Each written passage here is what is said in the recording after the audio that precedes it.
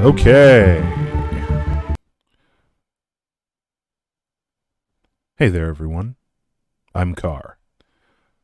We have some fun stuff planned a little bit later, roughly an hour from now. But for now, let's get right to the fucking point, shall we?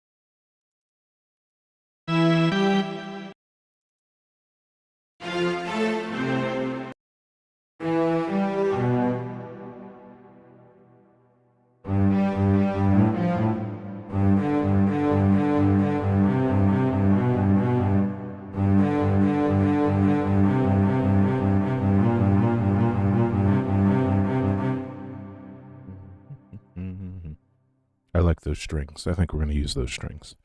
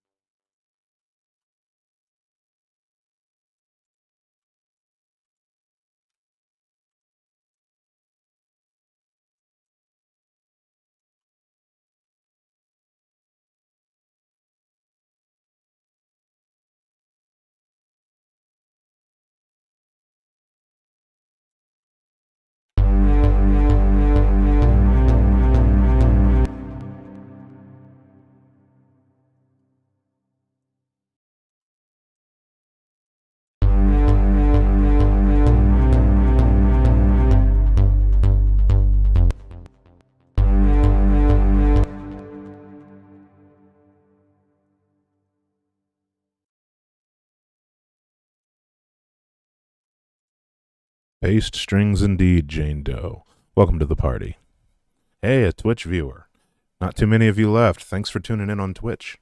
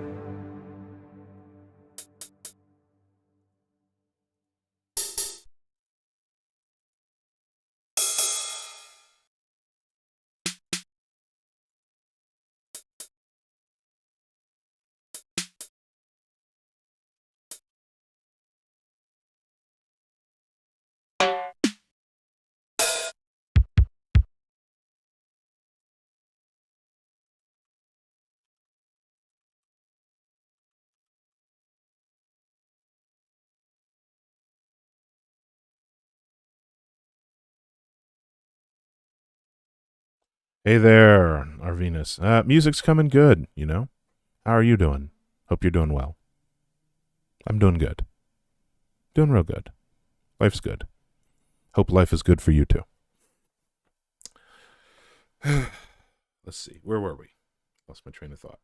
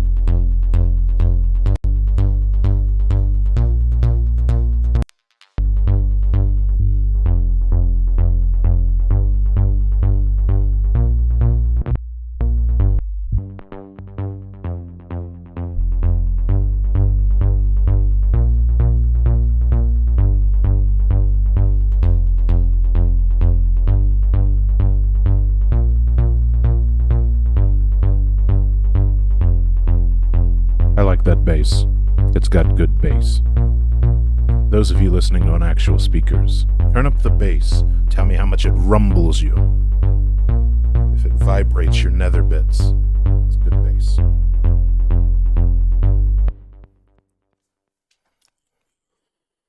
Hey, what's up, Moo?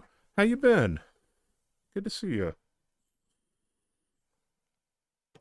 You know, the Good Morty, I've always wondered, if you're the Good Morty, do you also have, like, an eye implant, but, like, you control a good Rick?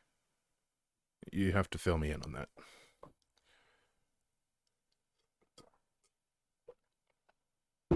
Ah.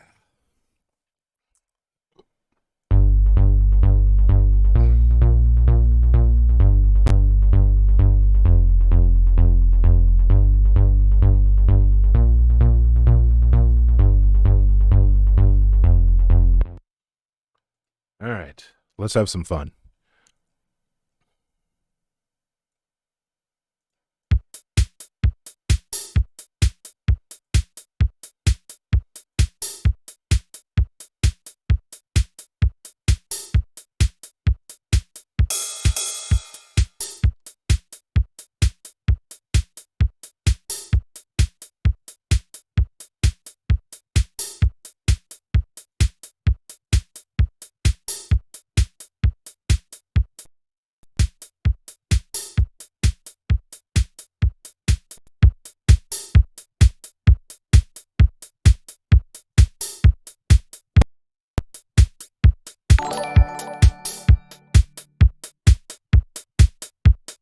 Hey, thanks for the follow, Freya.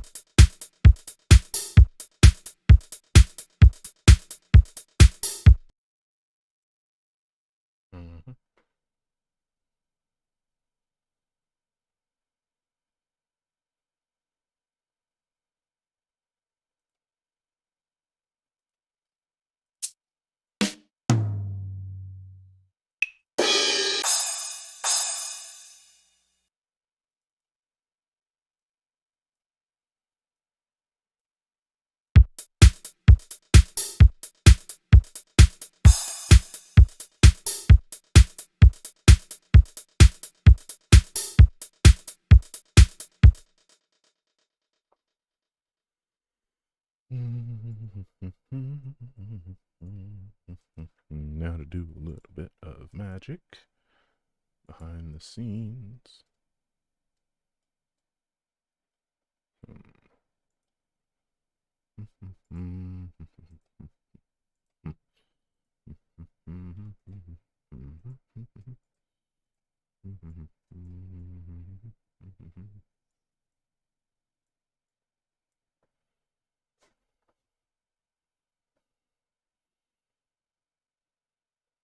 Hey, the Good Morty, that's really awesome, and I take back some of the really nasty things I've said about the Watchtower Society.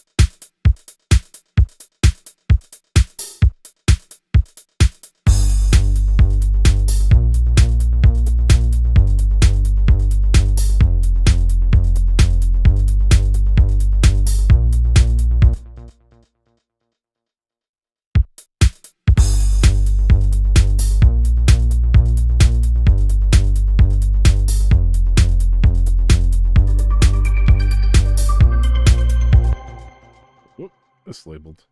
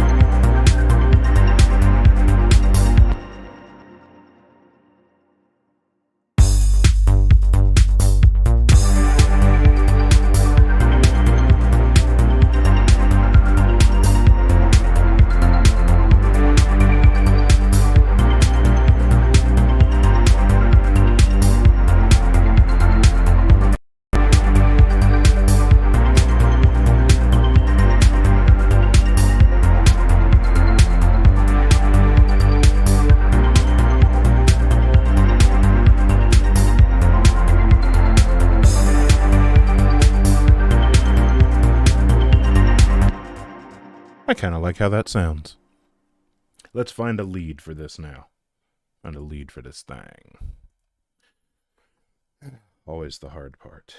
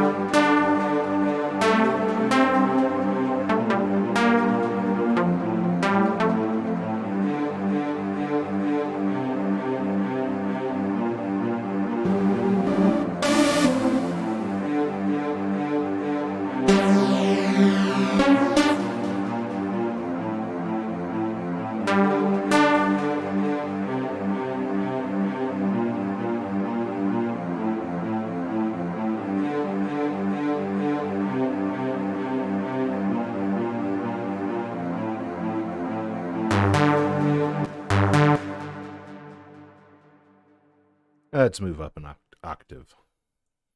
Whoop.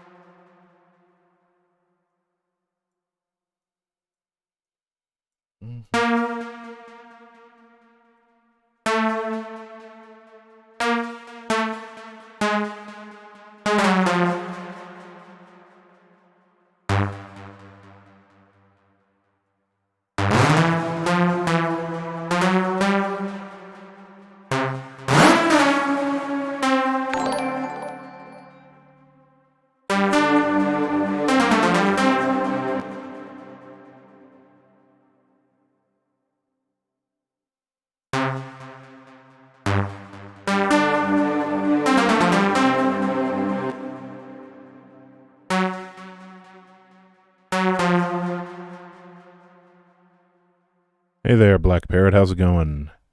Oh, thank you for the raid, Black Parrot. How are you? Hello. Welcome, raiders. So, Black Parrot, I am not familiar, but I appreciate the raid. For those who have just joined us, my name is Carr, and I make music and talk about anarchist stuff. Later on, having a chat with a dear friend of the channel. But if you all are hanging out, first of all, everybody who's already here, make sure you go give a follow to Black Parrot, the wonderful, awesome Black Parrot. And aside from that, feel free to hang out. We're going to have an exciting stream.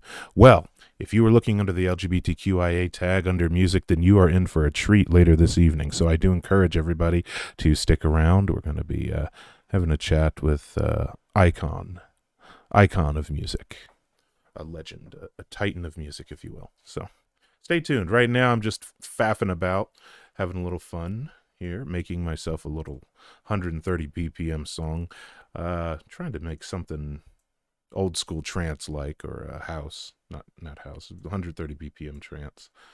See what I'm able to come up with.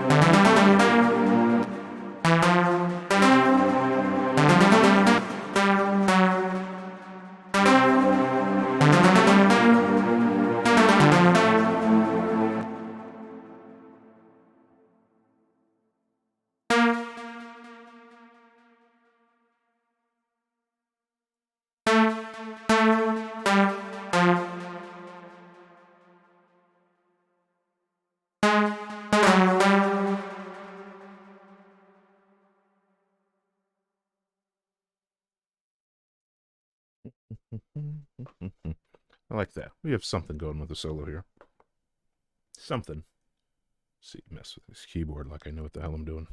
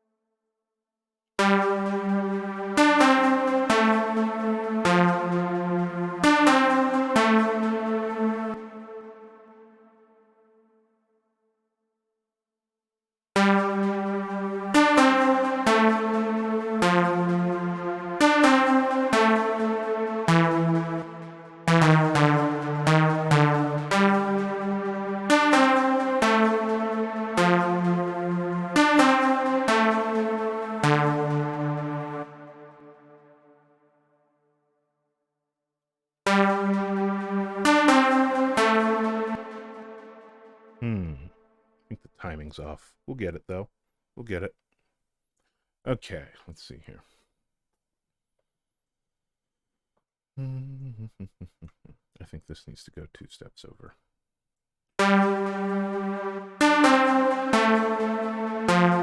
Yep. That's what it is.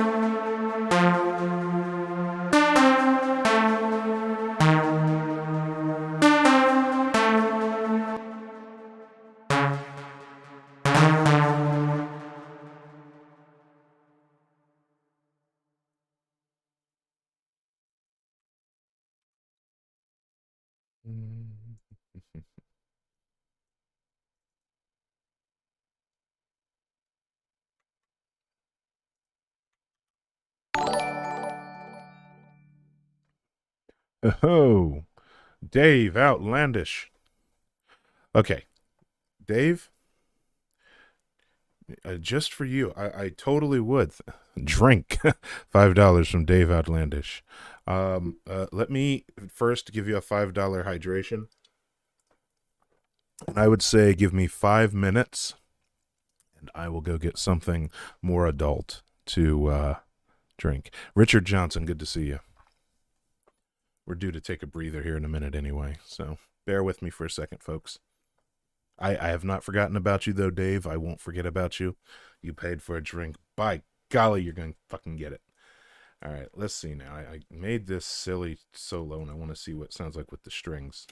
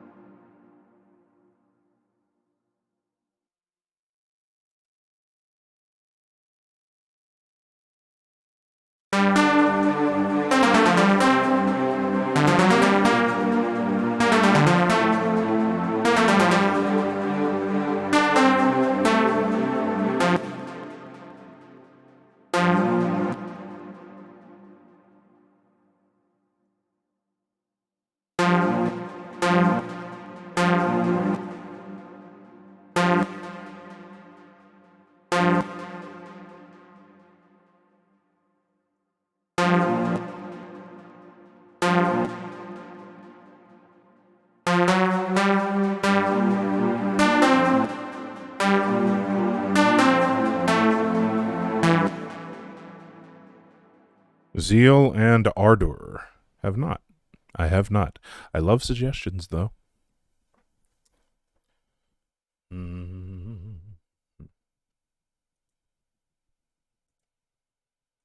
Something bugging me right here. That should be an A sharp right there, is what we're hearing. At least that's the problem I'm hearing.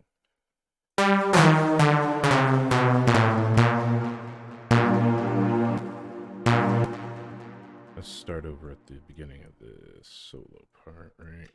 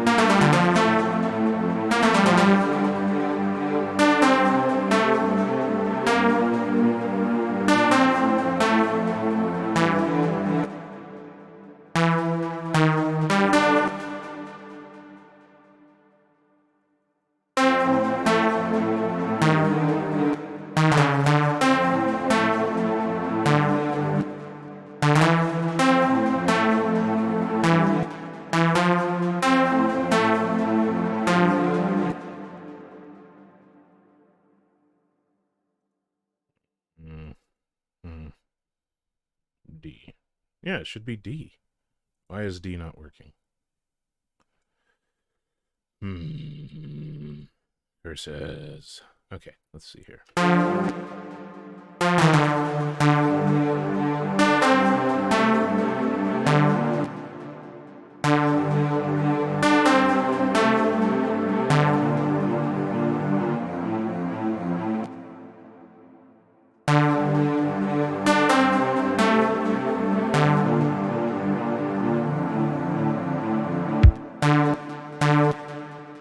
Yes, hail Satan, drink coffee, love cats.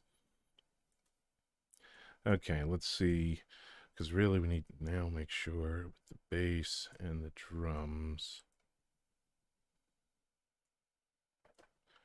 And, let's have fun with the drums.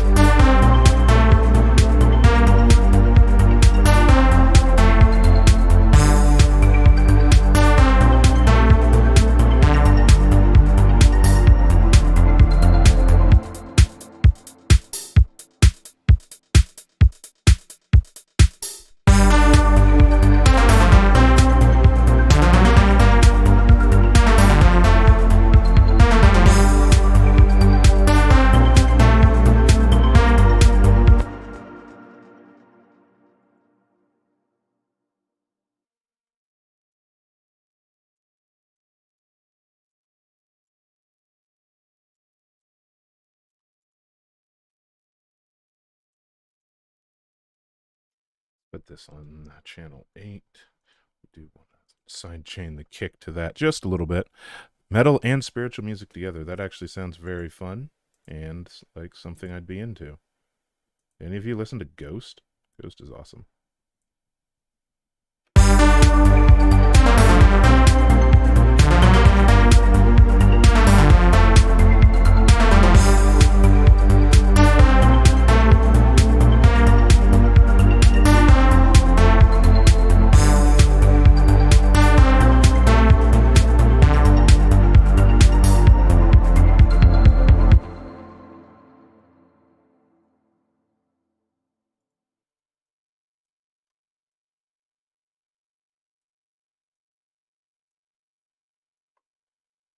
Yeah, who doesn't love Ghost? Hey, baby. Yes, the goat. Who doesn't love Ghost? All right, y'all. We're going to take a brief break, and then we're going to... Don't go anywhere. Do not go anywhere. I know that I say that every time, but really, if you go somewhere, you're going to miss out, okay? So let me take a break, y'all. I'll be right back.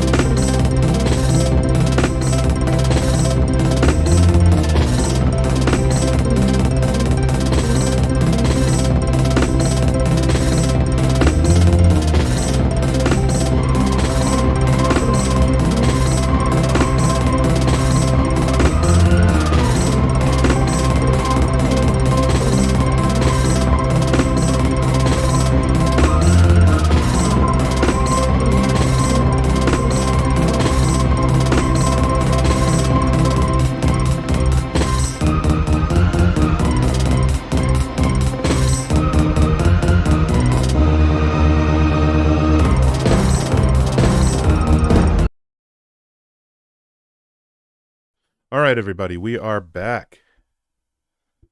Now, for those of you who have stuck around, perhaps some of you are fans like I am. Maybe you're not, but very shortly here in the stream, we're going to be joined by one of the most incredible producers I've ever met, someone who's immensely talented. musical icon, furry icon, trans icon, and general nice person and friend of the channel, an extra good girl, Patricia Taxxon. She recently released a new album. We're gonna Michter's Kentucky Straight Bourbon Whiskey, Dave Outlandish, for you. I use a little Angostura bitters as well. Friend of the channel, wonderful Patricia Taxxon. We're going to listen to a selection. Just a couple songs real quick off of the latest album that just released a little bit ago called The Flowers of Robert Mapplethorpe. And this is an excellent album. Cheers.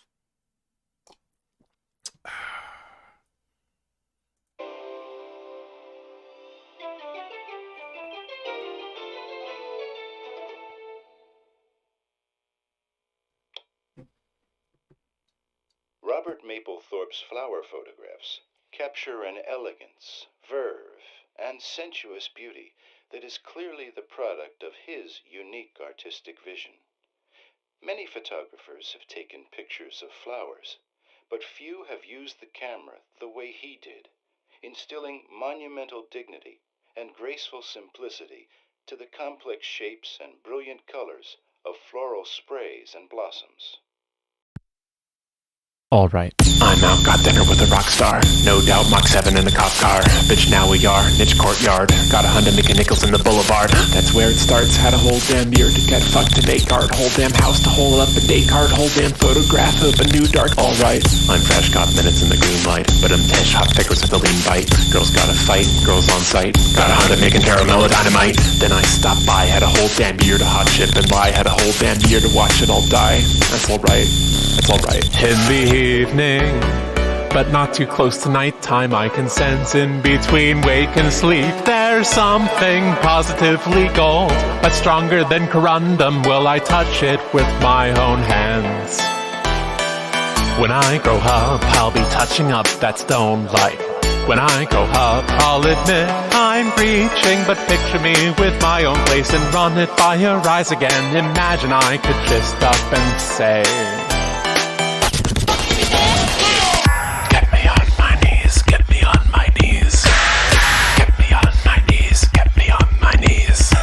get out my way, get out my way, get out my way, get out my way, get out my, get me on my knees, get me on my knees, get me on my knees, get me on my knees, get out my way, get out my way, get out my way, get out my way, get out my. This Lilith is a symbol. Ecclesiastical, superficial, to the side and through the middle. I'm something else, I'm something fickle. It's Appalachian texture, wrapped in reticent dress. When mass cretaceous in gesture, raster images fester. Aptitude test me, lover arrest me. Floral sprays and blossoms, the human form in microcosm. Alaman and days of Sodom. I'm something else, I'm something awesome. Round again, the runs rapid, amber at a bum packed on blast a baker of plaster. Raster images fester, aptitude test me, lover arrest me. In the evening, but not too close to nighttime, I can sense in between wake and sleep there's something positively gold, but stronger than corundum. Will I touch it with my own hands? When I grow up, I'll be touching up that stone light. When I grow up, I'll admit I'm reaching, but picture me with my own place and run it by your eyes again. Imagine I could just up and say,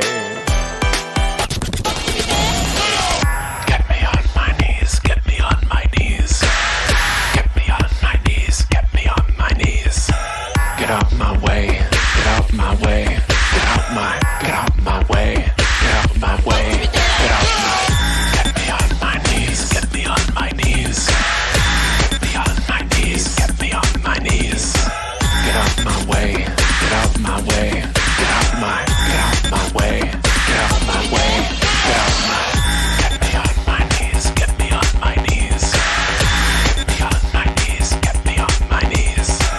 Get out my way, get out my way, get out my, get out my way, get out my way, get out my.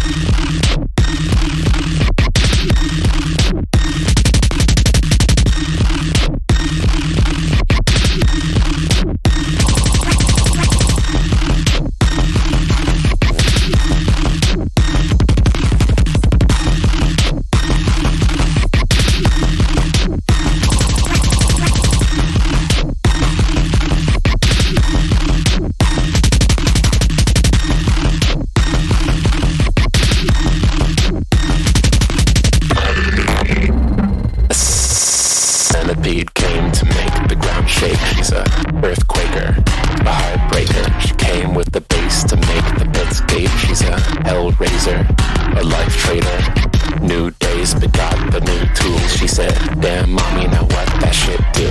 She bangs on horizons, he takes in the sea. She's a fire breather, a world leader. Centipede came to make the ground shake. She's a earthquaker, a heartbreaker. She came with the bass to make the beds gape. She's a hellraiser, a life traitor. New days begot the new tools. She said, damn mommy, now what that shit do? She bangs on horizons, she takes in the sea. She's a fire breather, a world leader. Centipede came to make the ground shake. She's a earthquaker, a heartbreaker. She came with the bass to make the beds gape. She's a hellraiser, a life traitor. New days begot the new tools. She said, damn mommy, now what that shit do? She bangs on horizons, he takes in the sea. She's a fire breather, a world leader. Centipede came to make the ground shake. She's a earthquaker, a heartbreaker. She came with the bass to make the beds gape. She's a hellraiser, a life traitor. New days begot the new tools. She said, damn mommy, now what that shit do? She bangs on horizons, she takes in the sea. She's a fire breather, a world leader.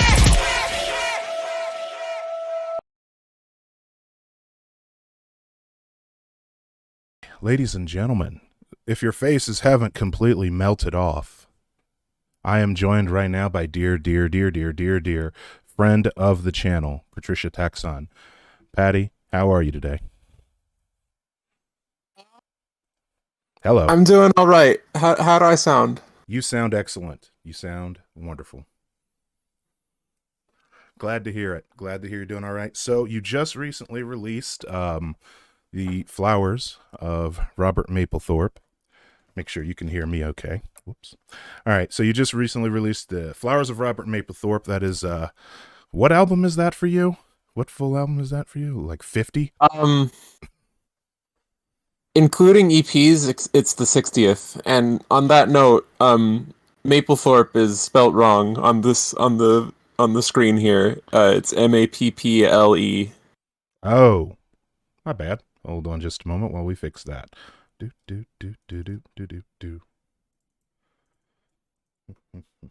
While I fix that, go ahead and introduce yourself to everybody who is watching. They probably all know who you are, but go ahead and introduce yourself and tell them what you're Hi, about. I'm Patricia Taxxon.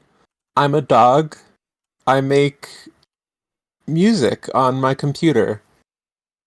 That's my whole thing. I slam my little paws on my laptop, and electronic devil noises come out. I think that, well, we happen to be a fan of whatever unholy noises you managed to come up with. It's, honestly, it's a gift that you have. So, delving right in, when I heard the album, I listened to it 3 times in a row. I loved this one. Its raw energy spoke to me. And so, right out the gate, I know that it's titled Flowers of Robert Mapplethorpe. The album art is evocative of some of the work of Mapplethorpe. So, tell me the significance of Mapplethorpe to the album. Well, there's a lot of different layers to that. Most obviously, and this is going to sound a bit self-serving, but I have been very consistently fascinated with the degree to which Robert Mapplethorpe's photography embodies simultaneous rawness and formality. Like it's so bare and brutal, but it's also so delicate at the same time. And that balance inspired a lot of the sonic um, choices that I made on this album. So on the very surface level, I'm invoking his work as this sort of musical embodiment of the kind of things that he does or did at the time. Okay, I get Um, that. That makes sense. That's pretty cool. I can definitely, while it's clearly it's not like a musical biography of Mapplethorpe or a musical descriptor of his work. More so, it seems inspired by Mapplethorpe and using him as more of a framing device and using yeah, his I'm his work as a I'm framing device, invoking him. invoking Mapplethorpe. And I'm gonna lower your chat avatar for just a second to let people take one last look at the album cover here. If you want to tell us a little bit about that, the album art that Well, you picked. this was the first idea I had for this album. Essentially, I came across this really excellent artist on Twitter. His name is Fort Dyer, and the real inspiration of for this album was just having to get him on to do some art for something that I did. That was the real first inspiration. He creates these very like evocative and meditative furry illustrations, and I think he's really pushing the medium forward in a lot of ways. Uh, so I thought he was the right person to illustrate what is essentially a furry adaptation of a Robert Mapplethorpe photograph, that being Jim, Sausalito. Is that It's is that the name of the source reference? Yep, that's the name of the original photograph.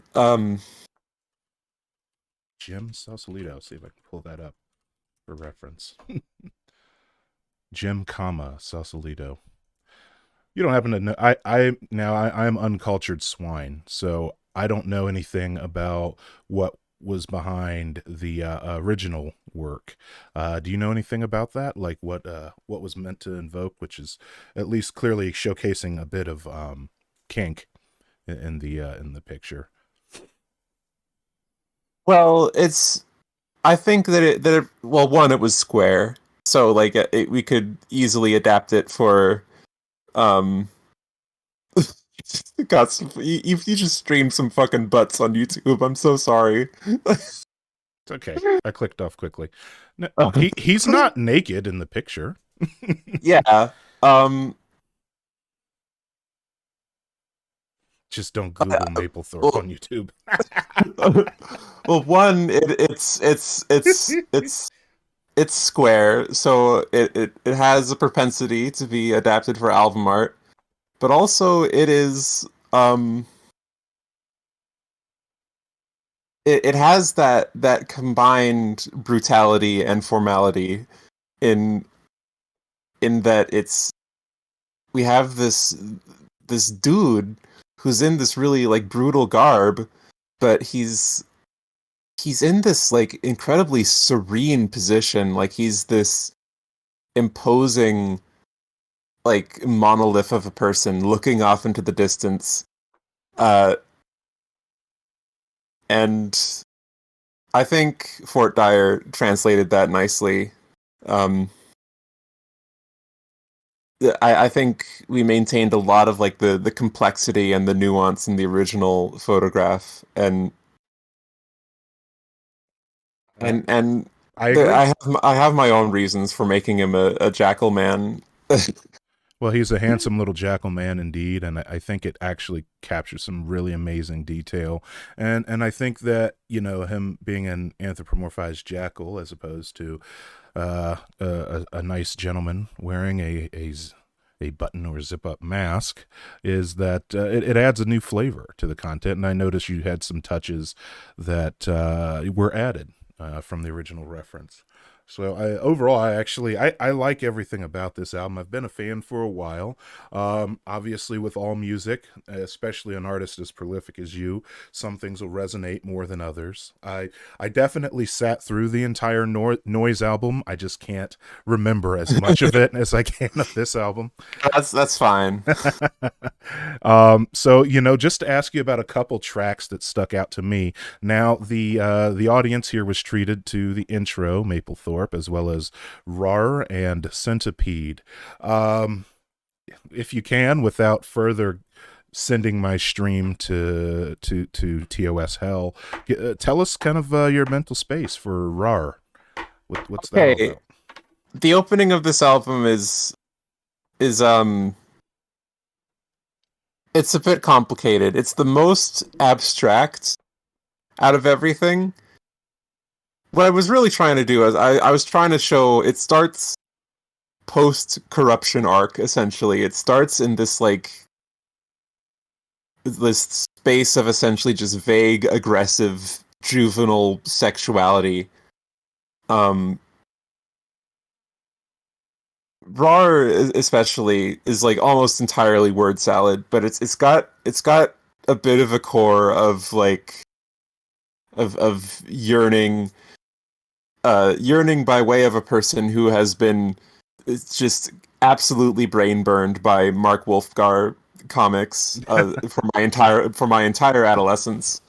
So just furry poisoned at that point. Basically. Yes, and furry kink poisoned.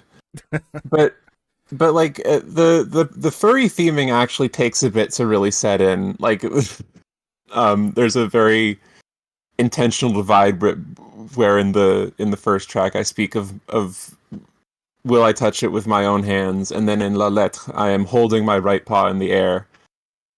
So it's like that's when I feel like my self-identification has been fully formed, and I'm ready to to self-actualize in my sexuality. That's sort of the vibe of the first third of this album.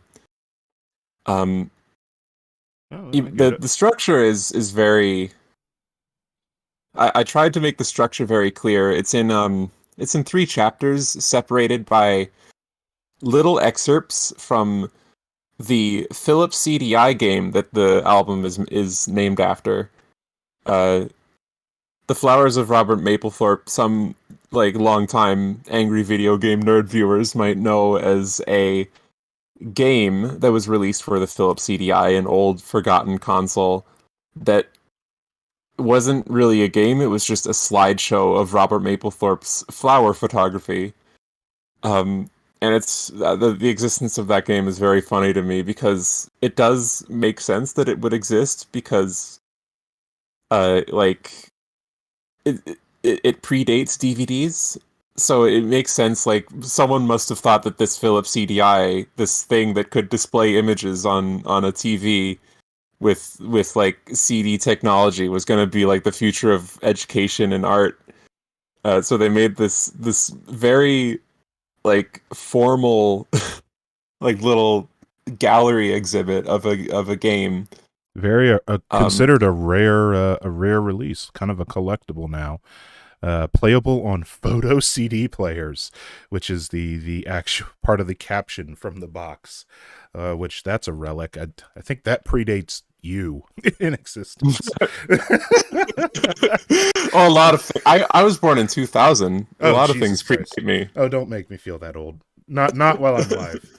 Oh, God. If I'm in HD too, they can see the gray hairs in my beard.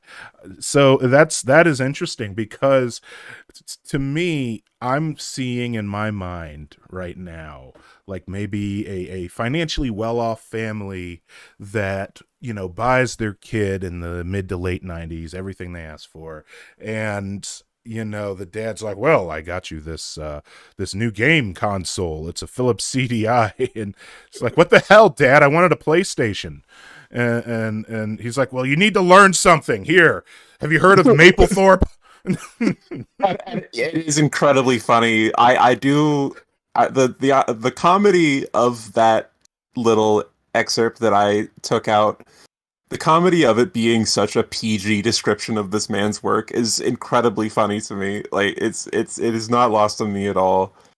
Yeah, Um, it's the funny thing is that they scoured his catalog to find just the most PG rated pictures of yeah, his work that they could.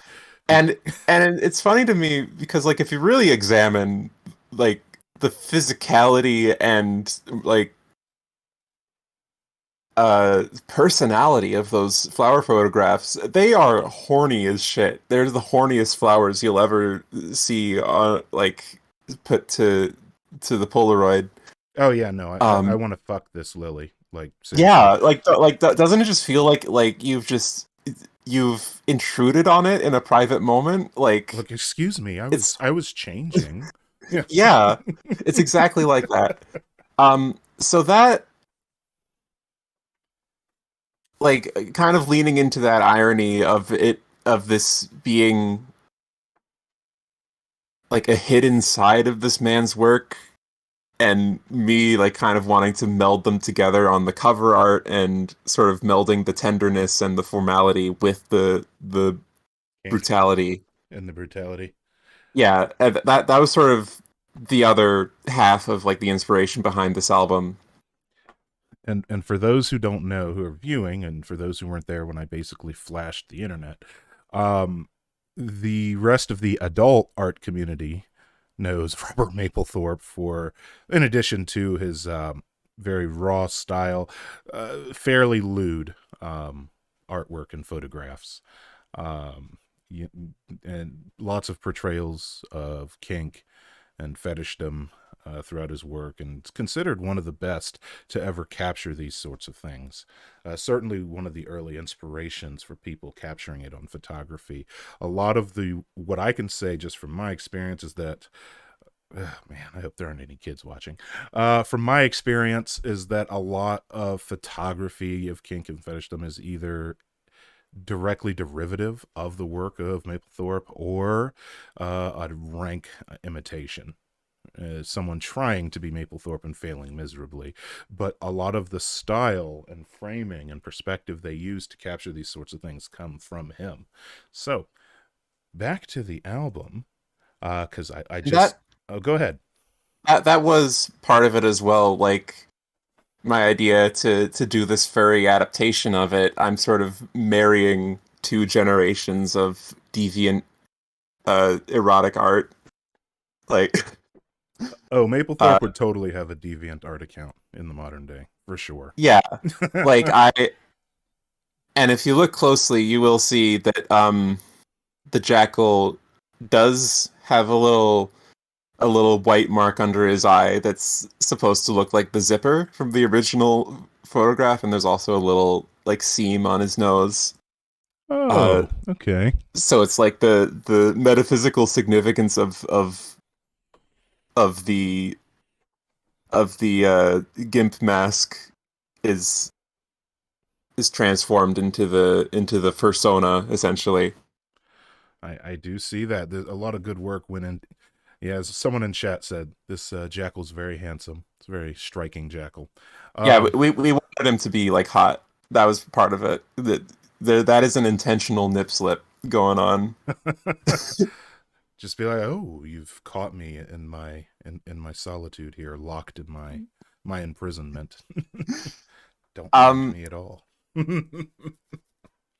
Come hither. One of my one of the people in chat said something interesting. Said I had no idea it was a real thing and not fiction, like Pix and Bit. Yeah, Pix and Bit are fictional protagonists for a Dreamcast era platformer.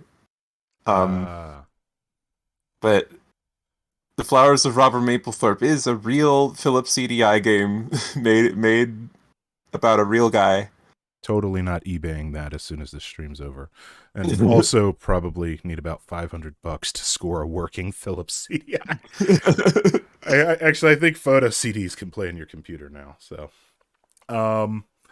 well, I gotta ask you about at least a couple more tracks. So on my seventh listen earlier today, when I was driving home on a 4-hour drive, another song that jumped out at me, since I've already listened to Roar and Centipede like 20 times, another song that jumped out at me was Beast Creature. So you're really putting me in the headspace of some timid creature standing in a vast field, just coming to terms with some imposing canine. And I don't know if it's meant to imply that yourself is being offered up to this awe-striking canine or what. Tell me where you are with this track. Tell me what this is all about. Right. Well, Beast Creature marks the beginning of the second chapter of the album. And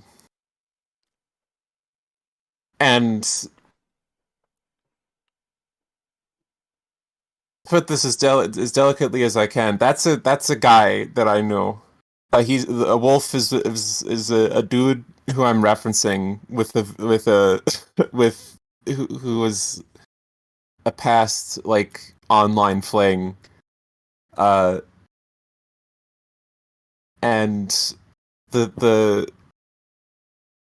tracks 6 and 7 sort of represent me coming into contact with this person who had this incredibly imposing, beautiful persona. I'm not gonna it wasn't a wolf. I anonymized him a bit for this album because God, I got you. I don't know how I would react if someone made a concept album about my fucking persona, but I'm so doing that now. I'm only joking. I wouldn't do that. So, well, that touches on a point that I think stands out to anyone who will listen to this album in its entirety. Is this is a very personal album. This is coming from a personal place, and maybe just to broad stroke it, in general terms, like emotionally and metaphysically, where are some of the emotional places that the album's coming from? Some of the different feelings and experiences. It is essentially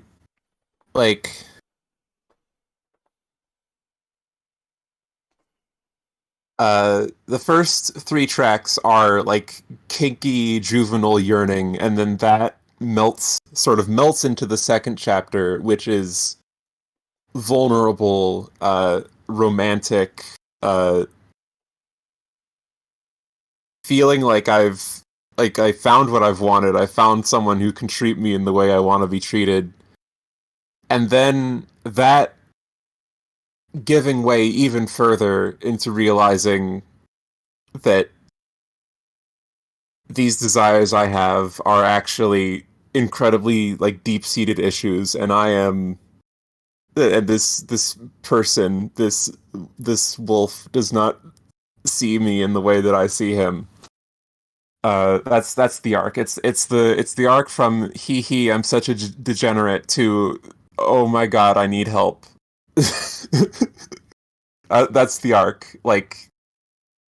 Slowly realizing that it's not so much kinky as it is just stuff that my brain thinks is good and normal to want because it got massively fucked up at a very important time.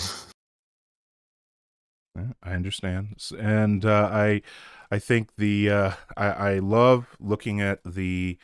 I'm on your Bandcamp, and I like your one byliner description. I had a very strange quarantine. It's yes. all that you. Yes, this is my quarantine album.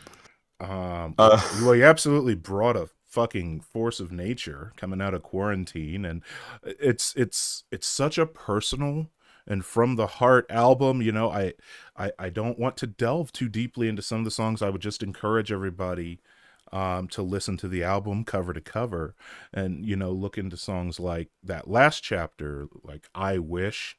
You start to get into some very raw and personal territories in the lyrics of that album. It's you just diminished some of your early lyrics as word salad at the beginning, but the songs in the last couple chapters are far from word salad. They're positively poetic, expounding upon trauma and hurt and feelings of loss, alienation, isolation, and things That's like that. very kind of you to say. Yeah, the last few tracks were written very carefully, and I wanted to be.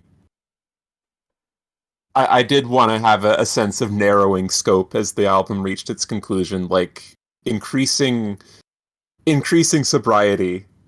Mm.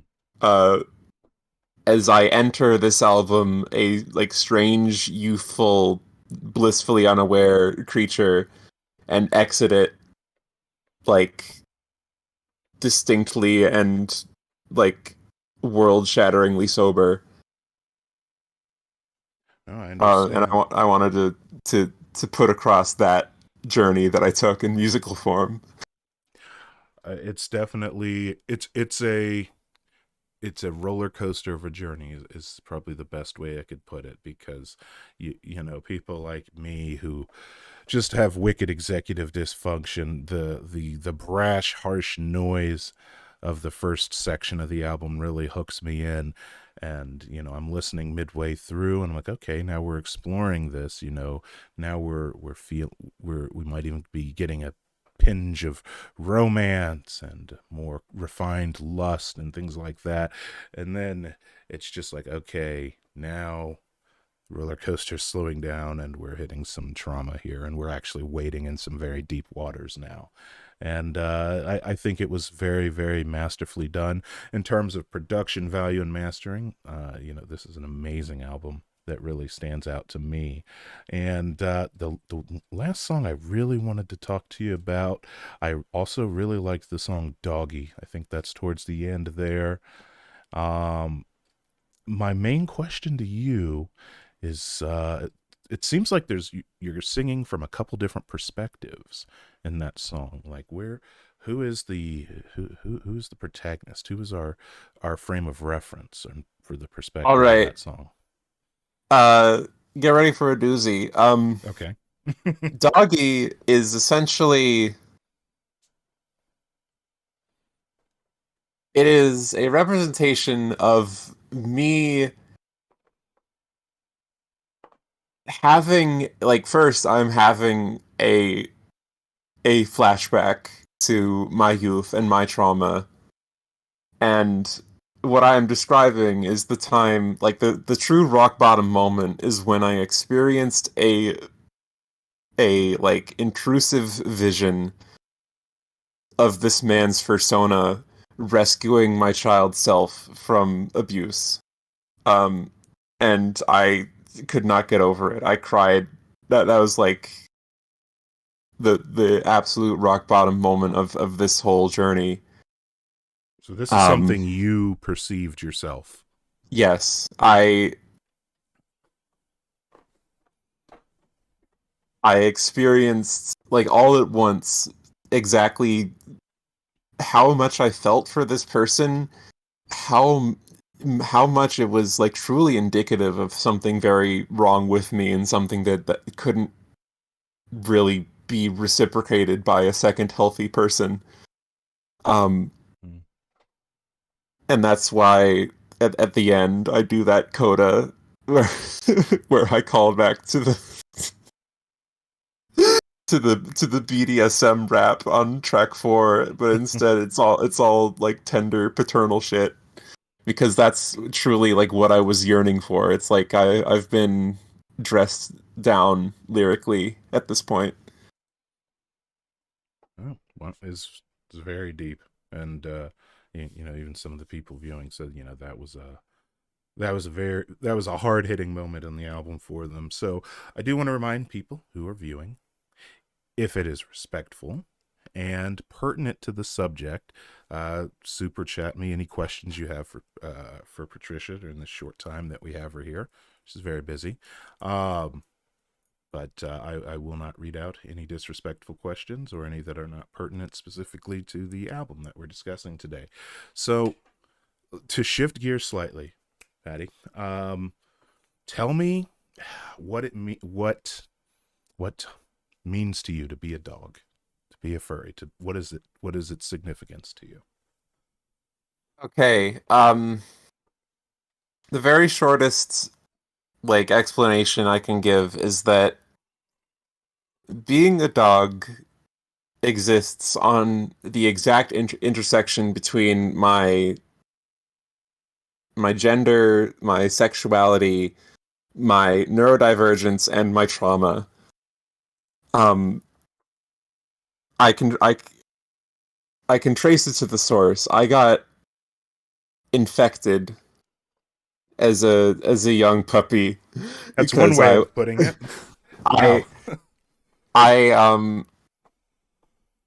Because I am autistic, I grew up not really being able to understand the world or other people's emotions until I was 14, 15, 16. It was actually a very long time before I could really access other humans at all. So that's a long time where I just found myself more able to relate to animals, and and cartoons, because the real world was inscrutable and abusive towards me, and I was just afraid and confused the entire time. Yeah, the real world is shitty as all get out. It sucks. So I concur. I sort of just grew up with this lens always making more sense to me, which is why discovering that I wasn't straight was a very happened by way of furry art. When I was very young, I was fucking 12. I found fucking gay GIF before I found actual porn, and one day I will have to reconcile with the person it made me, but today is not that day. Nope. I discovered that I could be trans when I saw a Dramamine comic with a slightly femme-looking bottom in it, and I realized that could be a pre-transition trans woman. I realized I could be trans through YIF as well. 100% of revelations I've made about myself have happened through the lens of furry art. So at this point, it is a completely inseparable part of my identity. And really I sat down and I said it out loud. I said it out loud to a bunch of my friends when I realized it. I just pretending to be a dog online gives me gender euphoria. It's exactly the same. It's fucking species euphoria. I don't know if there's anything to that, but that's No, I mean there's something to it. Ultimately,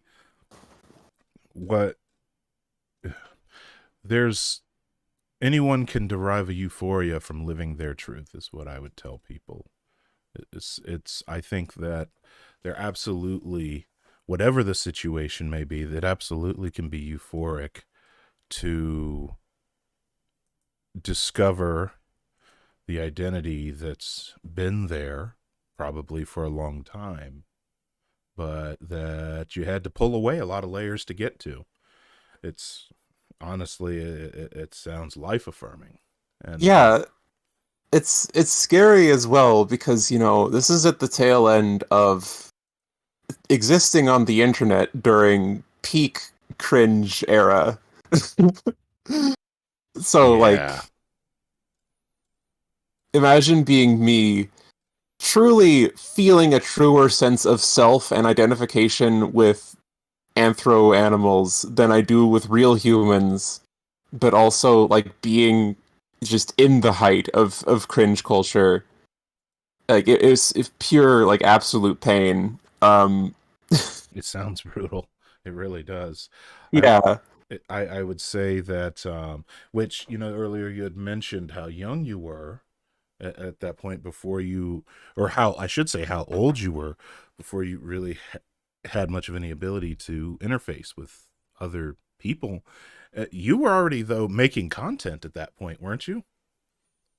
It, it yeah, it was, and I shouldn't have. I shouldn't have been online. Like, oh no, somebody get this girl off the internet. This is a Yeah, dangerous place.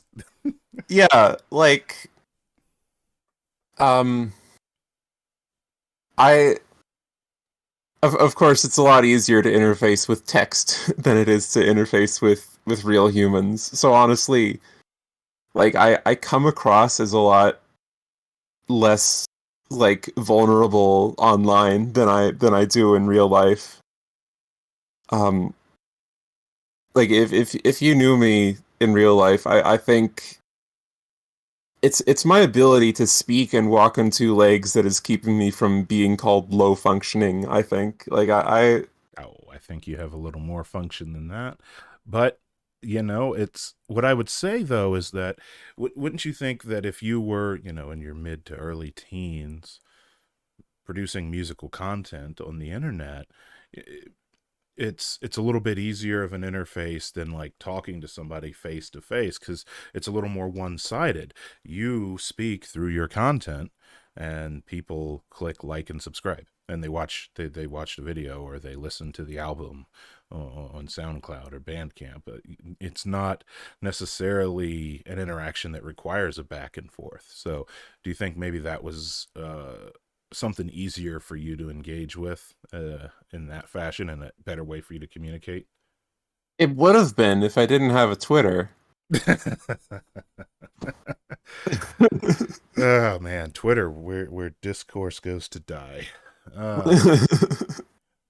you know what I learned before, because I decided to get a head start on my midlife crisis and become a YouTuber in my 30s, and so I watched a number of left-leaning YouTubers long before I decided to do it myself, because hey, it looked like fun. Um, and there were plenty of them who I'm like, yeah, this person's cool, this person's cool, this person's cool. They all make really good videos. And at that time, I did not use Twitter at all. I had an account that I would go years without reading. And I would hear people telling me in different spaces, oh, this person's bad, this person's bad, this person's bad. And I realized they were saying all of this because someone could make absolutely stunning content on YouTube and just be an absolute shitter on Twitter. Just be utterly dog shit human being when it comes to 140 characters or less.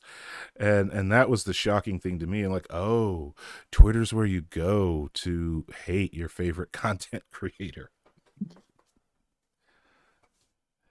And so that during that time, when you first started making music on YouTube and on the internet, and you would go on to start making music for some other really big name content creators, and if you're not going to sell yourself, I am.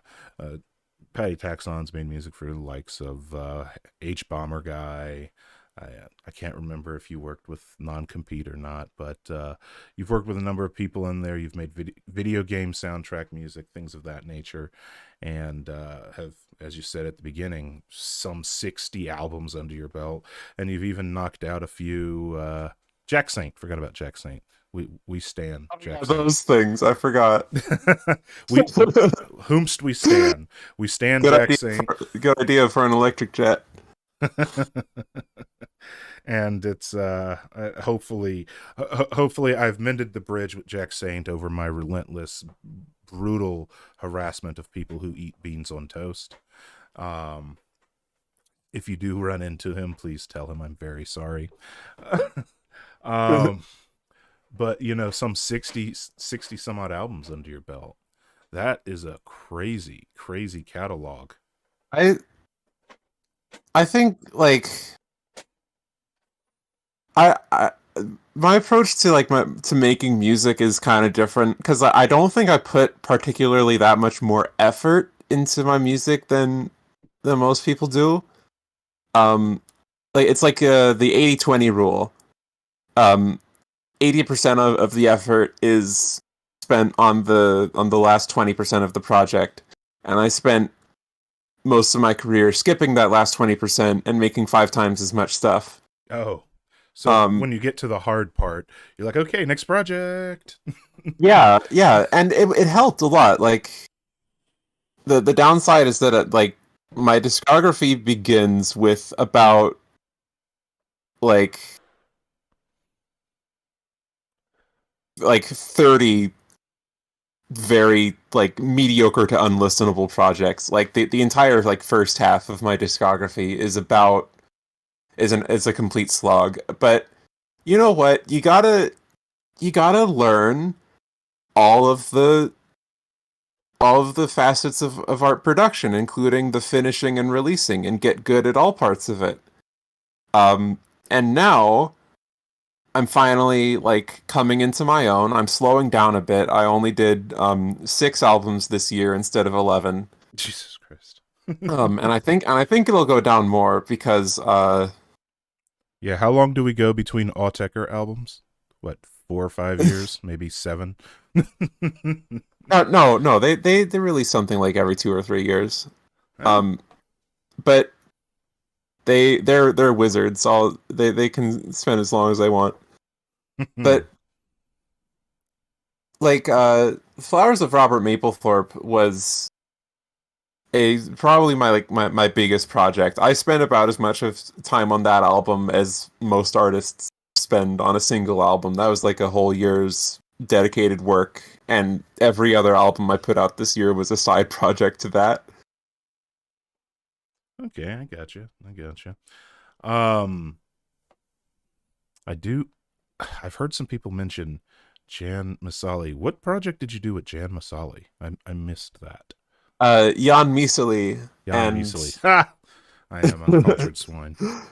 and they just released a video. It's very good. It's called "Who Wrote Caramel Dancin'?" It is about the history of the song and legend Caramel Dancin', the meme with the dancing. Um, it's Jan, are they 40 from minutes long and Denmark? one of the most. It's 40 minutes long and incredibly fascinating to watch. Uh, Hmm. I'll have to definitely add that to the and list. the finale of that is a special remix of Caramel Dancin' that I made. Oh, so is Jan Masali a producer, musician, or is this a content creator? Jan Misali is a YouTuber who talks about, among other things, constructed languages and rhythm heaven. Uh, real Oh, variety YouTuber we got there, and also like one of my best friends. He's great. sounds Um, amazing, and sounds also very deep and just 5 feet deep into my own navel to get into that. But we it sounds really good. I'd have to listen to that collaboration. I don't know. Perhaps I'll play it for the fans after we end our conversation here because it's something new for me. I don't know if I'm gonna do all 40 minutes, but the fact that it's called Caramel Dansen and Jan Misali, are they in Denmark? That sounds like a name of someone who lives in Denmark. Jan Misali is, well, his name is Mitch, and he translated his name to Tokipona, which is a one of the constructed languages that he talks about.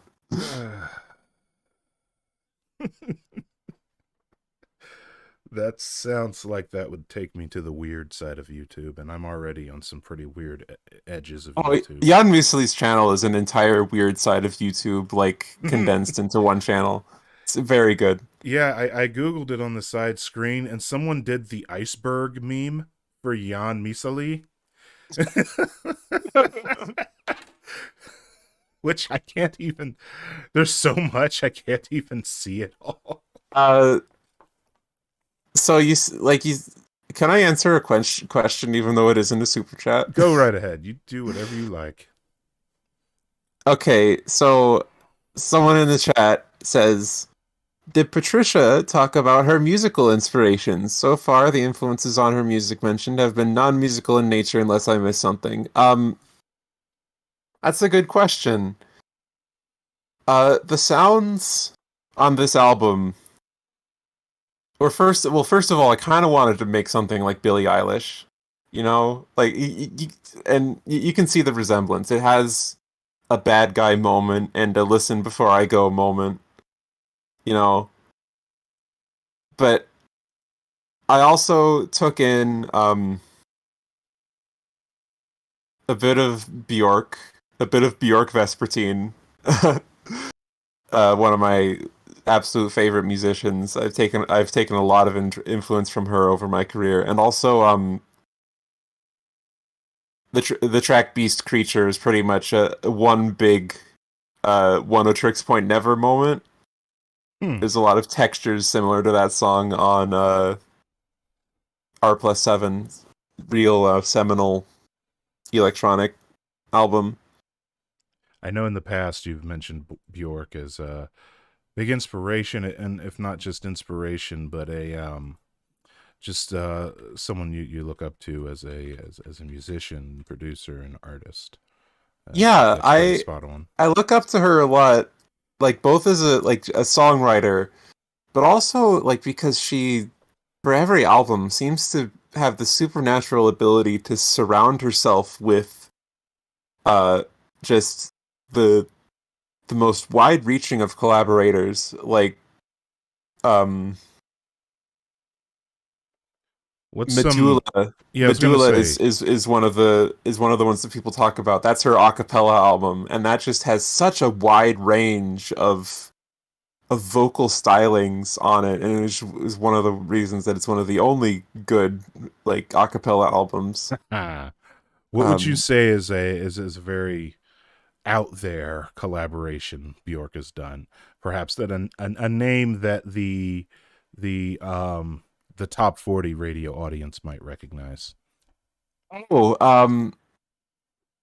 well, on her album Volta, there's a lot of production in there from Timbaland. What the fuck? Yeah. Does he beatbox? No, he does not. Well, it does not sound like you think it would. It's actually an incredibly weird album. It's called Volta.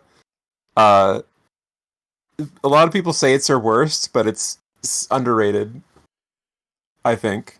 It has a lot of like strange, like very organic pop structures and lots of horns. I like horns. Horns are good.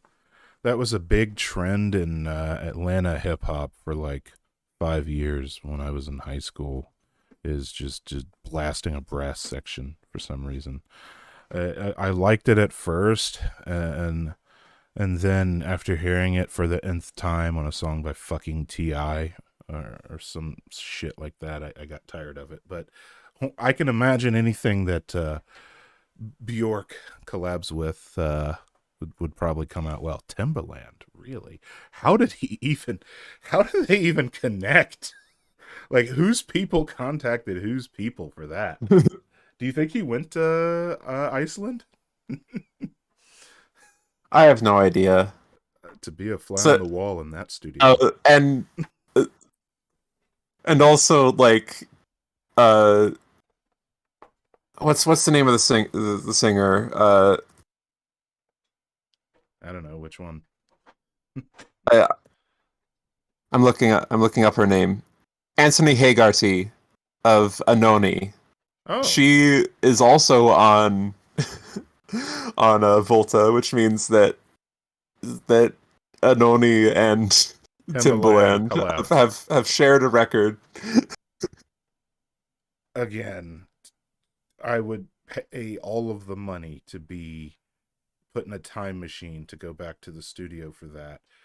with Bjork probably wearing something ridiculous because I don't believe she Oh, dresses normally, her, even when she's not her on camera. her outfit on the Volta cover is something to behold. You know, last Um, time I googled these sorts of things, I TOS'd the internet, so I'm being careful now. I check it first before I display it. Like when I was a kid, we knew her as the woman who showed up in a swan outfit to an award show, if I'm not mistaken. iconic, I iconic. She is in that swan dress on the cover for Vespertine. and So good. I think it's I think she predated Gaga in wearing inexplicable outfits at weird, strange times. In that regard, for those Yeah, who are curious, she's like old. She's been around since early '90s. yeah, no, she's got to be in her 50s now. And before that, she was in a band called the Sugar Cubes, which I haven't checked out yet. But So that's not a Photoshop. She's actually wearing some kind of strange inflated fruit canopy outfit. yes, it's so good. Shine on, you crazy ass diamond. All right, it's a good inspiration to have. I'll say that because look, Patty, your inspirations happen to all turn out to be good people.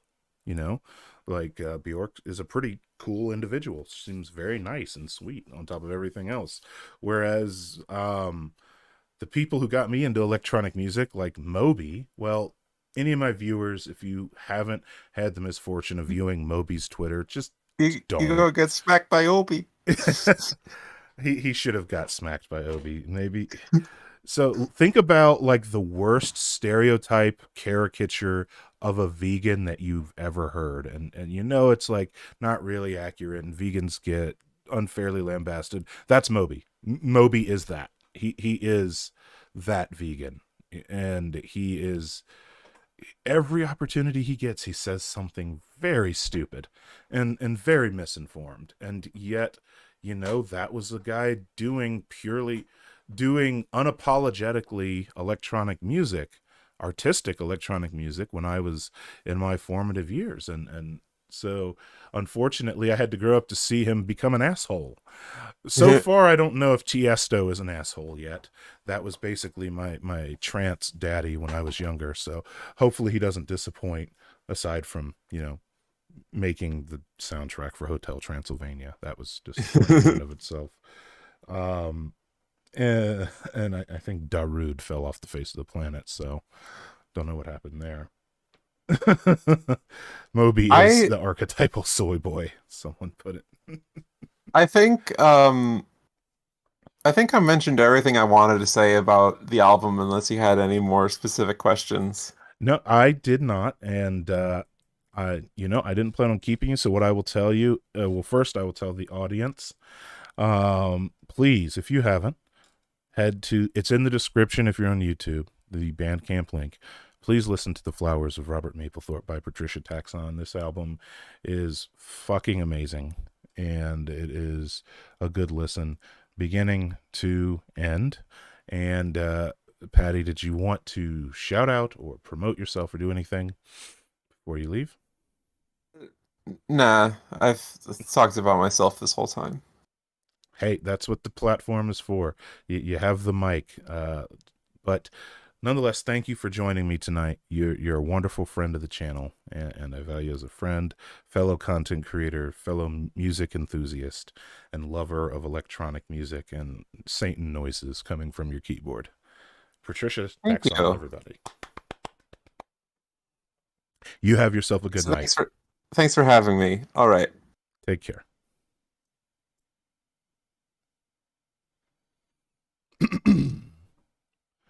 Everybody. Wasn't that positively amazing? Wasn't that absolutely glorious? Yeah, Salami, if I had more time, I would have made like my own visualizer animation to this album because it is incredible. I should add, I didn't have a chance to, I should add, they have a pay what you want for the album, allowing and paying members get access to like loss lists and FLAC files of the album. And you should absolutely support Patricia Taxxon, someone who's been making excellent music on the online space for a very, very long time. Wasn't that amazing, folks?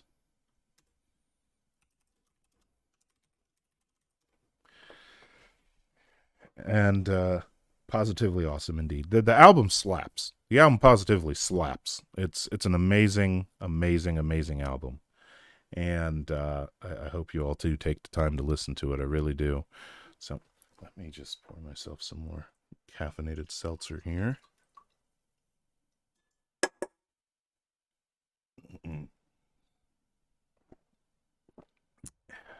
Right. Not a single person has mentioned that I've changed locations and I have a new set. It's upsetting. I figured that would be the first thing everybody pointed out. Oh, no, thank you for watching, Patricio. Salami, I'm glad you made it onto the show as well. Salami, you're going to have to fill me in, though. You said Tiesto is a huge asshole, but the drugs keep them in check. Is Tiesto an asshole? Is he really? That's very upsetting if he is. My goodness, I have a lot of forehead. That hairline is going to betray me one day, guys.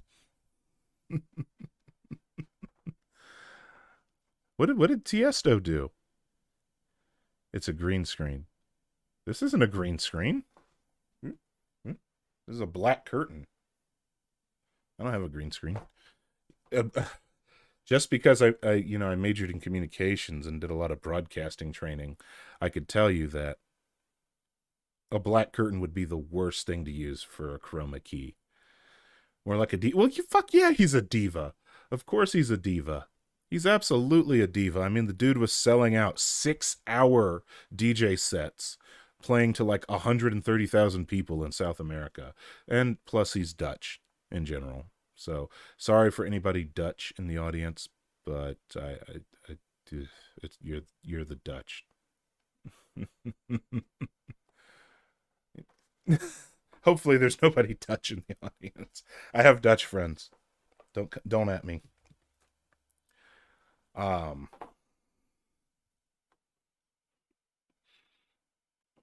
I'm wondering what I should do. I kind of want to finish that song I was working on, or at least, but before I do anything else, I should go and change the discussion subject on Twitch.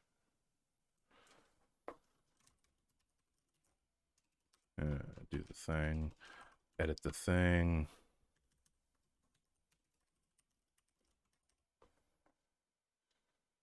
Done. Okay, and I should edit the thing on the YouTube and the thing. Holland's main exports, assholes in MDMA. Listen, Patricio.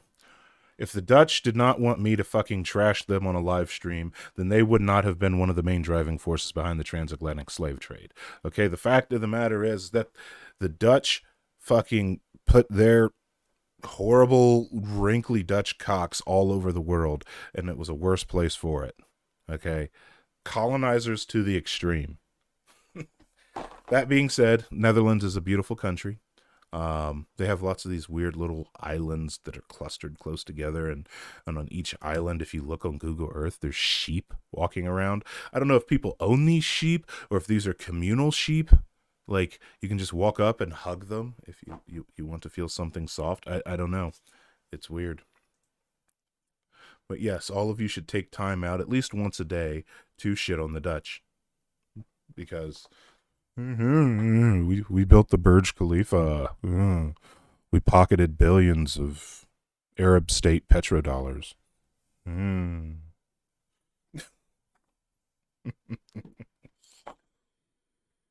We kidnap American tourists in Aruba. We're the Dutch. Fuck the Dutch.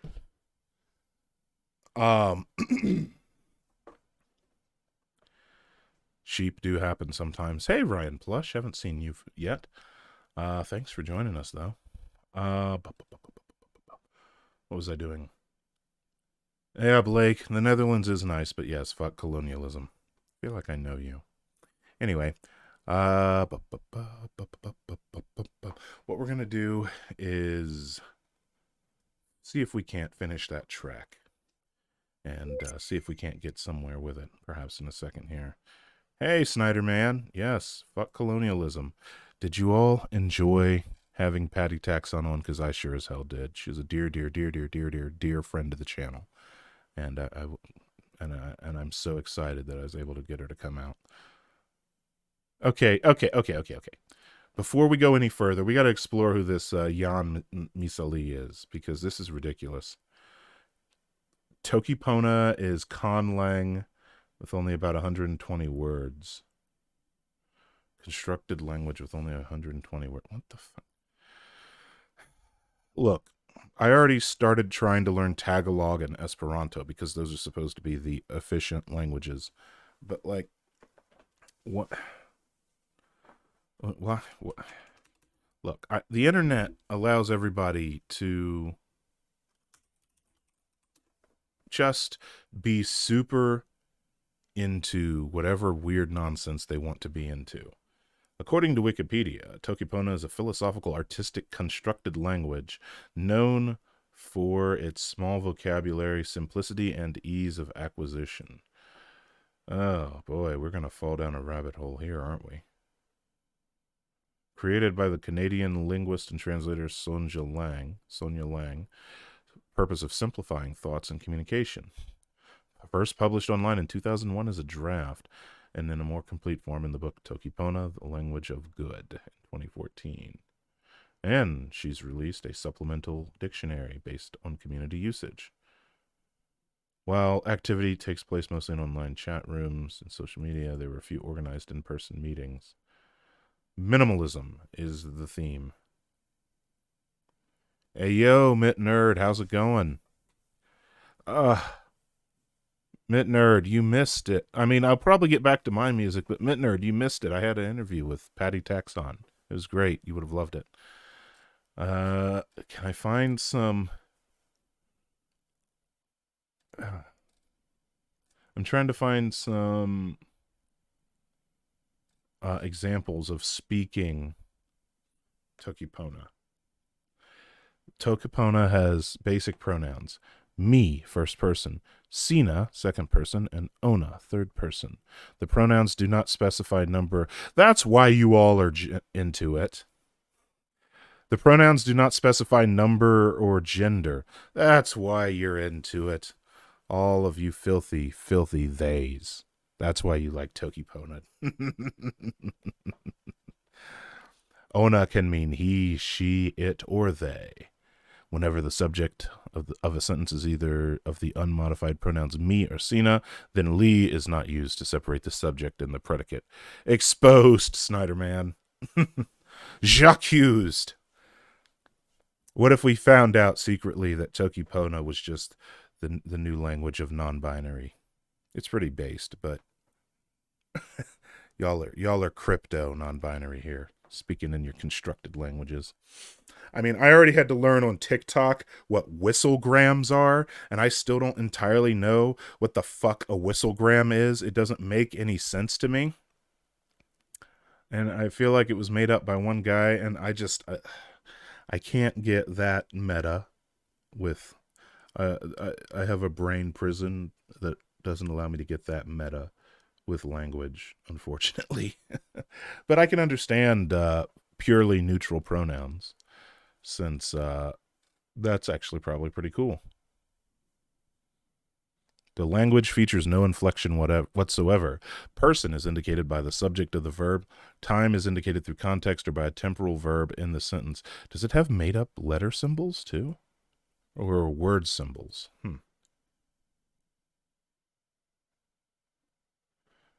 Maybe they're like the Rastafari, Patricio.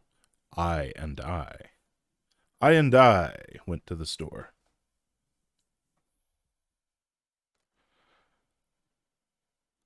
Tokipona has root words for one, Wan, two, and many, muti, or mute. In addition, Allah can mean zero, although its meaning is literally no or none, and ale, all, can express an infinite or immense amount. The simplest number system uses these 5 roots to express any amount necessary. For numbers,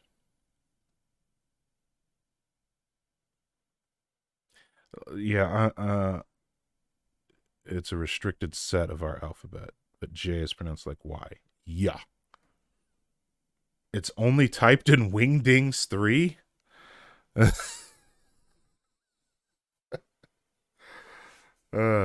You all sent me down a rabbit hole here, and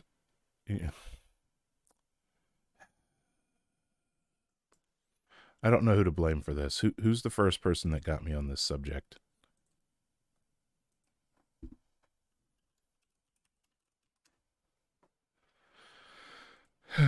Let's see here. There's an official website. Let's see what it's like.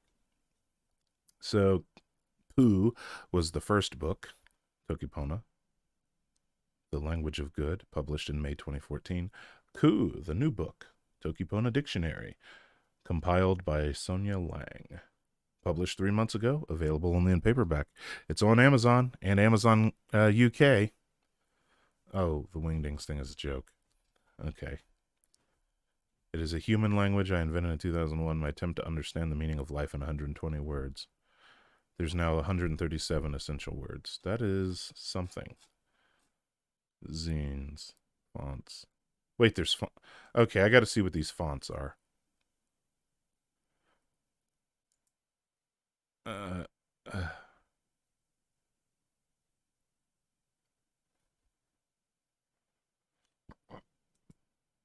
What? So, why are we talking about conlings? Jensen, I don't know. I don't know. Let me change the discussion subject though. We ended the interview already. So the first video is Jan Masali.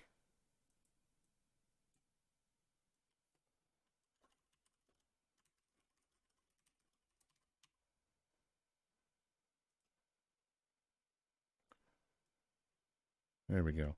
Change the discussion topic. There we go. See, this is where learning new languages loses me. I can't learn anything that has different symbols. Like, I could potentially try and learn the Romantic languages. Anything that's Latin derivative, I could probably try and learn. But when you get in languages with different oral sounds, like Hebrew or Aramaic, or when you get into languages that are Cyrillic, yeah, lost me.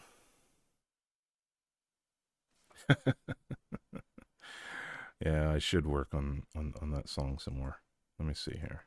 Oh, wait, I clicked the thing. All right, let's see here.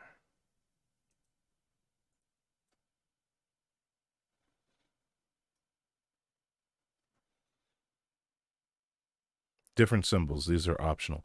I did see that. Yes, you can click it over to English and get a slightly more recognizable garbled letter salad.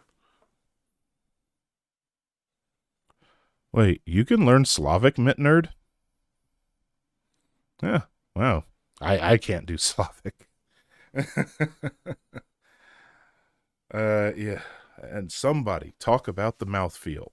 For real. I remember I was unreasonably old before I found out that Catalan, spoke a different language than Spaniards. Because I guess there's like Castellano, there's Spanish as spoken in Latin America, and then there's Spanish as spoken in España. España. You gotta hit that essay just right. España. Alexander Magnus. Hey, channel member. Thoughts on Bookchin? I don't know. Google Murray Bookchin, I guess, is my thoughts on Bookchin. Roman alphabet, but missing characters, and J is Y. Yeah, wasn't that basically the original Roman alphabet to begin with? The J is Y. All right, let's see where we are with this song. I don't know how much more I'm able to do with this song, but I'll see what we're able to do.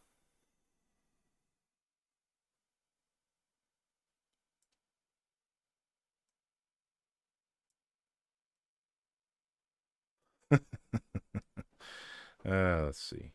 In Latin America, they call it Spanish, but since in Spain they have multiple languages in one country, they call it Castellano. Okay, see, I learned something today.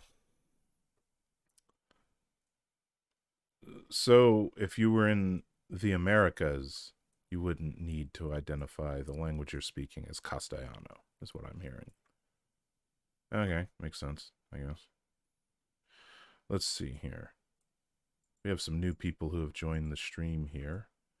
So, they can hear my musical excellence.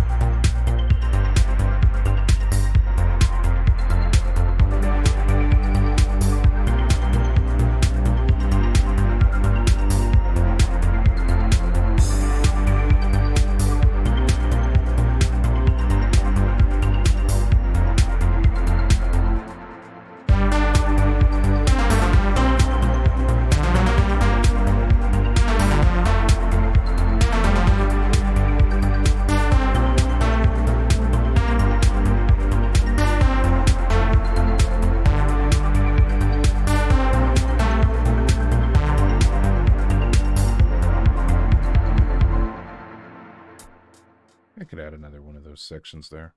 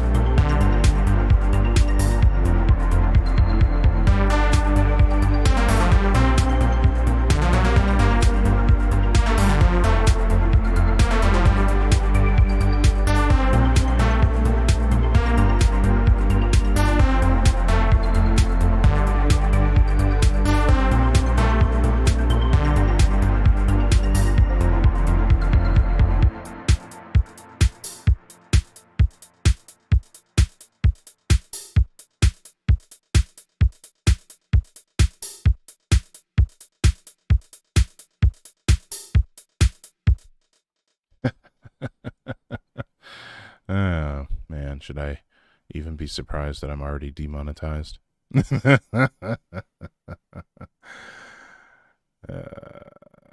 Okay, so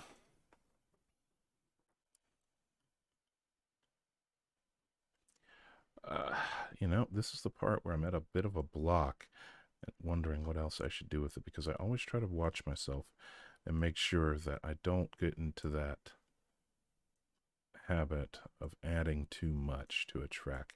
You got to know when to save it and walk the fuck away. But what I can do is strengthen some of these transitions here and see if we like it. Let's see.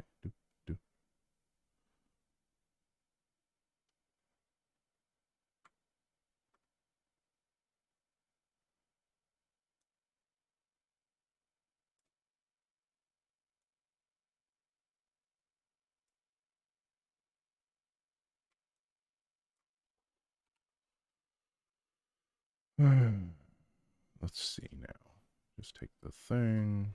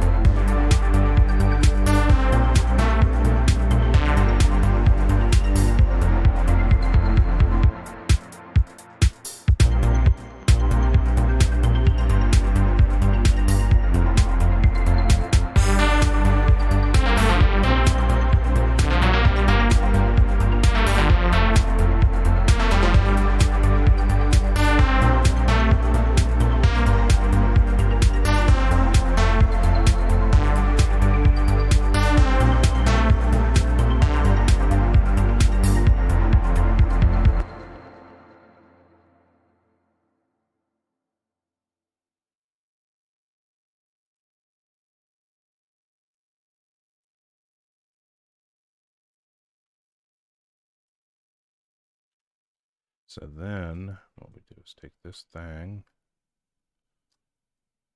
I don't know. I thought that was the meme for a while, was to tell people to Google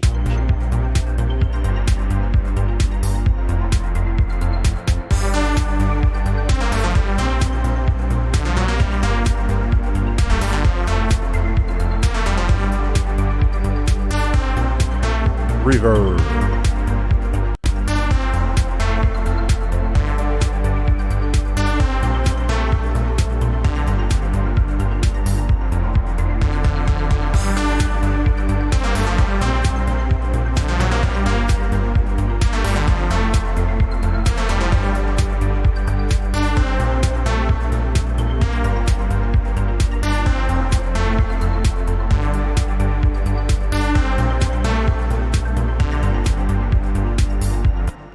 Car's mic is not quiet. Car was just talking over music. Or maybe his mic is quiet. Who can say? No, so what's happening is that I'm sitting in a different room because I've had to, well, I moved to a more spacey, more flexible set and studio. So as such, you know what? None of you commented on the fact that my set for my latest scripted video on death was different. And I was actually standing up now. I can stand up in this room. I can't even stand up straight in the old Black Fortress. Anyway, I use that other mic that requires phantom power to record scripted videos.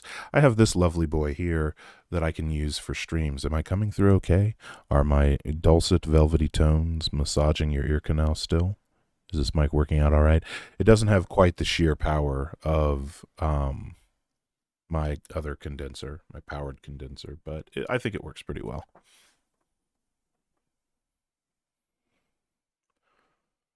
What do I think of this transition right here?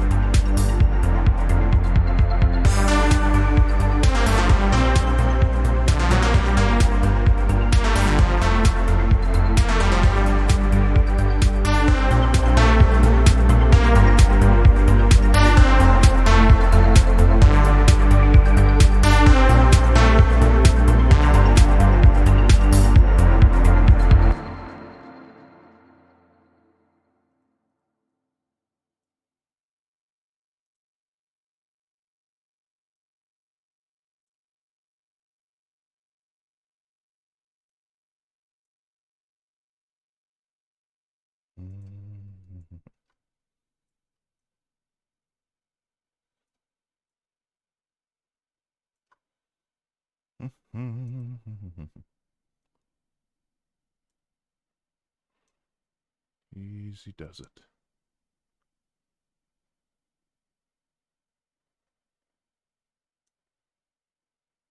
Easy does it.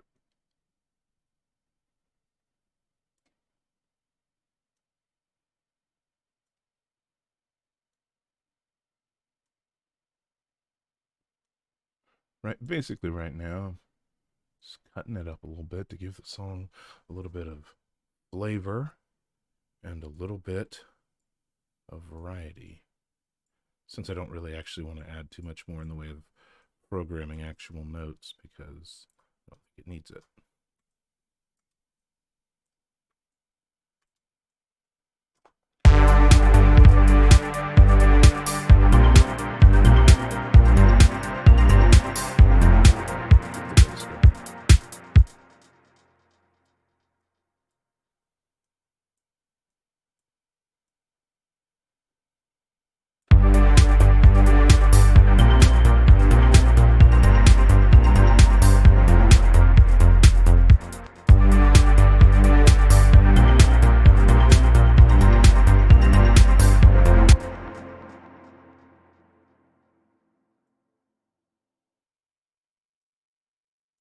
Just do a third with this one.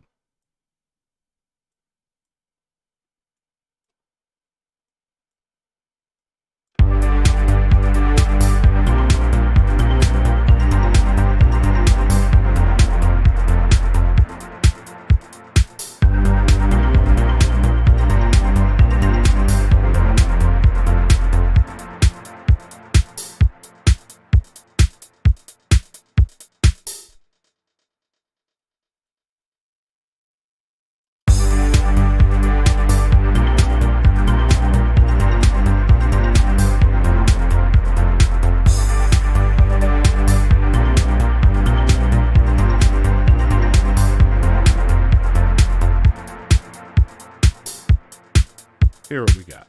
At least one more time before we call it a day.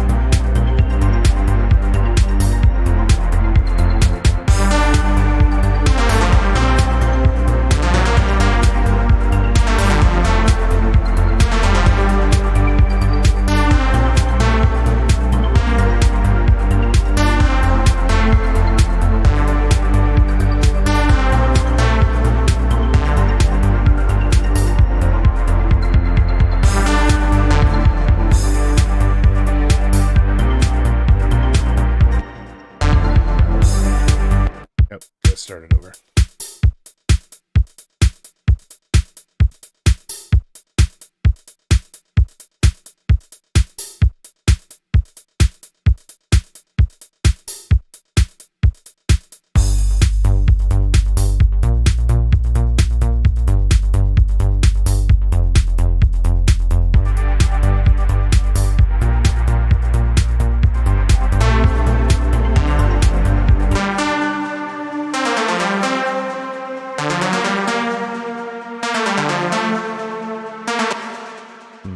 Something's weird.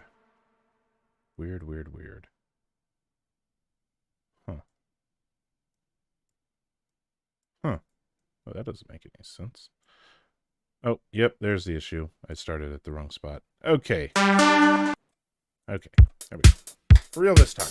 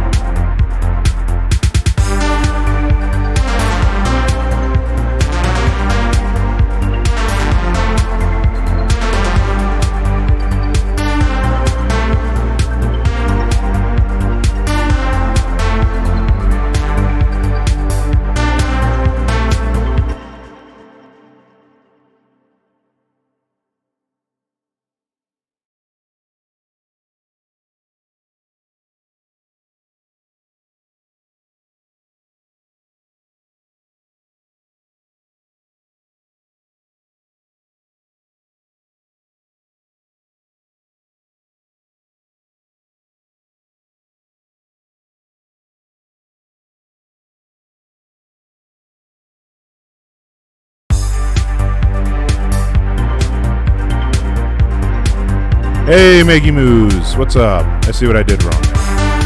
There's that transition.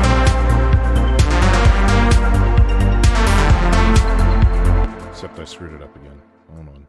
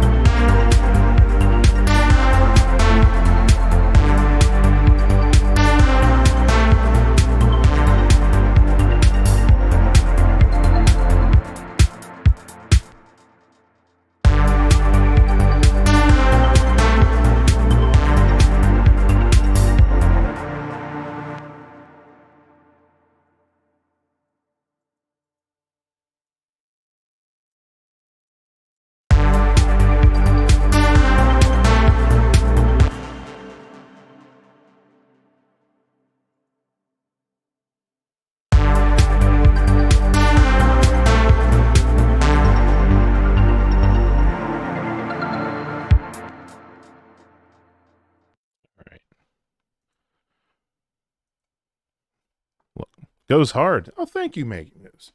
Look, I think it goes hard. I actually like how it turned out a great deal. Let's see. Viewers. Hey, wow, 11 viewers on Twitch. Still? Nice. Okay, listen, y'all. Hold on. We are going to wrap it up here. We are going to raid out. All right. We're on Twitch. We're raiding into non-compete, y'all. Start the raid. Everybody ready up, gamers. It has been fun hanging with y'all tonight. Thanks for coming to our wonderful interview here. And I should have a clip of it up here soon-ish. All right, raiding now. Let's go.